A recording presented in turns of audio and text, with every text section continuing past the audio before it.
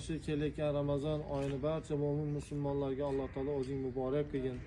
Alloh taolo ushbu oyda barakotidan barcha musulmonlarga Alloh taolo gunohlarini mag'firat qilgin.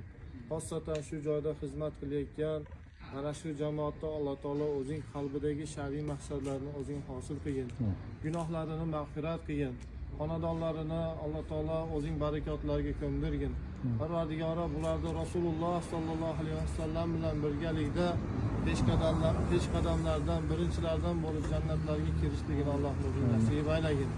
Alloh taolo bularni qilayotgan amallardan o'zing rozi bo'lgin va umrini oxirigacha mana shu islom diniga xizmat qiladigan insonlardan bo'lib o'tishligini Alloh o'zing nasib aylagin. Kel ey Ramazon, seni sog'inib kutdim. Ko'zlarim yo'lingda qoldi. Senga yetmaganlar qancha bo'ldi? Seni diydoringga yetishmoq uchun, seni vaslingga to'ymoq uchun qanchasi faroqda dunyodan o'tib ketdilar. Biz esa yana bir bor imkon oldik. Yana bir tavba uchun, yana bir sajda va yana bir duo uchun Allohdan imkon oldik. Ey Ramazon, sen mehmon emassan, sen qalblarning shifosisan.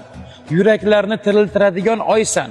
Gunohdan charchagan bu qalblarimizga rahmating bilan kelguvchi muborak oysan. Kel ey Ramazon, ko'z yoshlarimizni art, qalbimizni pokla. Bizni eski holimizda emas, Allohga yaqin qilib bizlarni muhabbat ila qaytargin. Marhabo, marhabo qalblarning shifosi, ey shahri Ramazon.